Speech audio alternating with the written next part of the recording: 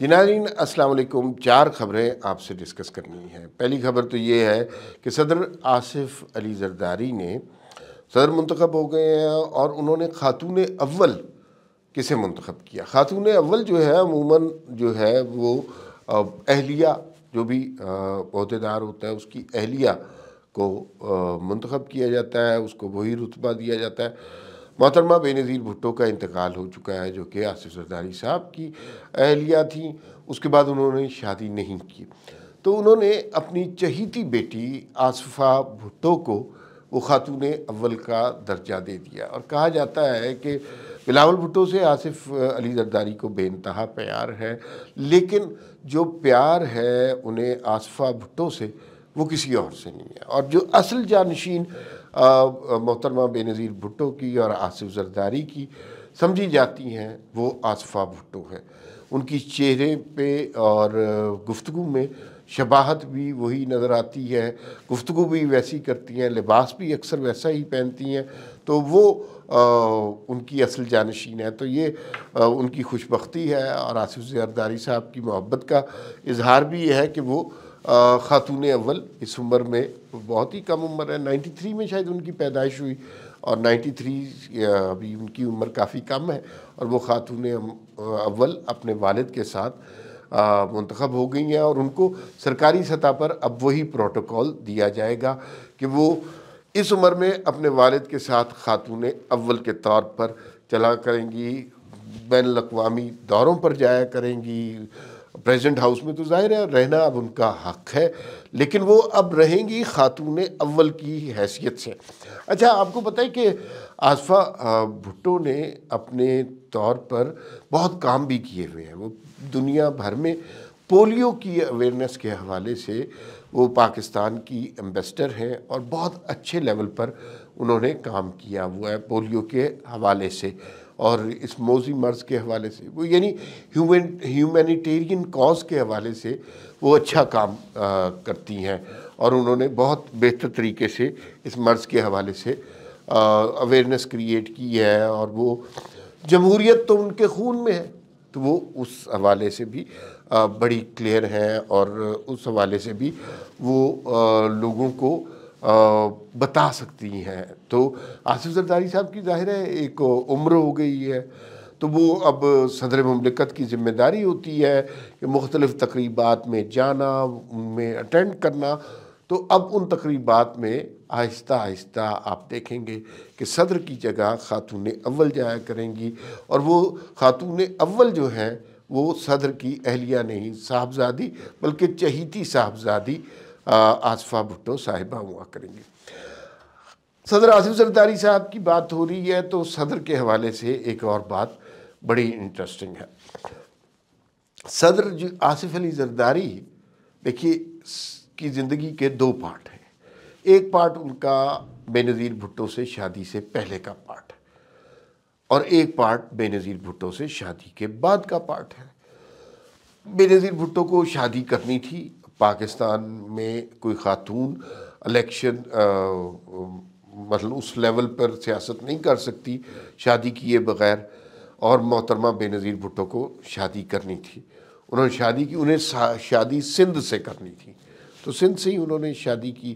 اور پھر اس کے بعد انہوں نے جو ہے پھر اس شادی کے بعد وہ آگے بڑھتی رہیں، اور پھر انہوں نے آہستہ آہستہ وزیر اعظم بھی بنی، اور یہ وہ آصف زرداری صاحب پہلے کچھ اور تھے، سیاست میں تھے۔ آپ کو پتہ ہے آصف زرداری صاحب اس سے پہلے ایک دفعہ کونسلر کا الیکشن لڑے تھے، اور وہ کونسلر کا الیکشن ہار گئے تھے سیریسلی، اور اس سے ایک سینما کے مالک بھی تھے۔ حالانکہ یہ غلط خبریں آتی ہیں کہ وہ بیمبینو سینما کے باہر ٹکٹیں بلیک کرتے تھے، یہ بات نہیں، وہ سینما کے اونر تھے، امیر کبیر آدمی تھے، اور وہ مالک تھے سینما کے۔ اور پھر اس کا ایک اور چیز جو آصف زرداری صاحب کے حوالے سے وہ یہ تھی کہ وہ اداکاری کا بھی ان کو شوق تھا، اور 1969 میں انہوں نے ایک فلم میں اداکاری بھی کی تھی۔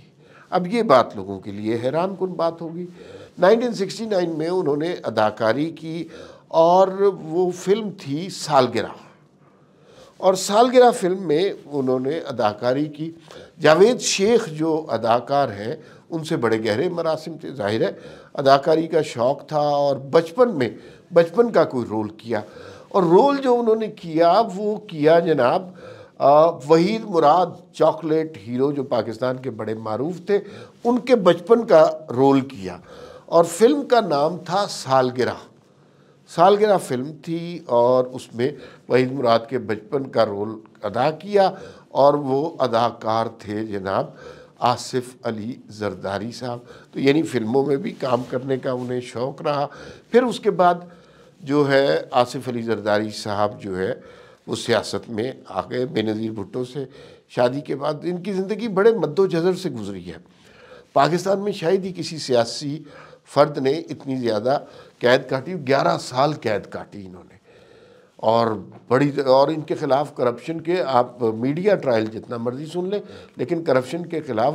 ثبوت ان کے خلاف کچھ بھی نہیں ملا۔ یہ صرف کہانیاں ہی ہیں، سرے محل اور پتہ نہیں کیا، کچھ ثبوت کچھ بھی نہیں ملا۔ تو پھر ثبوت جب نہیں ملا تو پھر ان کے خلاف ایسی باتیں بنائی ہوئی ہیں، اور پھر انہوں نے پڑھا بہت۔ جو لوگ دیکھیں میڈیا میں آصف زرداری کا جو تاثر ہے وہ بالکل مختلف ہے، لیکن جو لوگ آصف زرداری سے ذاتی طور پہ ملے ہیں وہ یہ سمجھتے ہیں کہ آصف زرداری بڑے پڑھے لکھے، سمجھدار، بردبار قسم کے آدمی ہیں، اور وہ سمجھتے ہیں کہ سیاست میں سے حل نکالنا وہ آصف زرداری کو آتا ہے۔ ممکنات کا کھیل اگر سیاست کو کہتے ہیں تو اس میں ممکنات کا حل بتانا آصف زرداری کو آتا ہے۔ ایک اور اینگل جس پر ہم نے بات کرنی ہے، انوار الحق کاکڑ، یہ جو ہمیشہ یہ ہوتا ہے کہ جب کوئی حکومت جاتی ہے اس کی جانے کے بعد سختی شروع ہو جاتی ہے۔ انوار الحق کاکڑ صاحب جناب ابھی گئے ہیں، نگران کابینہ گئی ہے، حالانکہ یہ ہیرے چنے ہوئے تھے، اور آپ کو پتہ ہی ہے کس کے چنے ہوئے تھے، کوئی سیاسی جماعت کے تھوڑی تھے۔ تو یہ چنے ہوئے ہیرے جو ہیں یہ کہیں سے آئے تھے، اور انوار الحق کاکڑ جیسی گئے ہیں پہلا سکینڈل ان کے نام سے آ گئے، حالانکہ بڑے پڑھے لکھے آدمی ہیں، کمال ان کی نالج ہے، بڑے آرٹیکولیٹ قسم کی شخصیت ہے۔ تو انہوں نے آ کے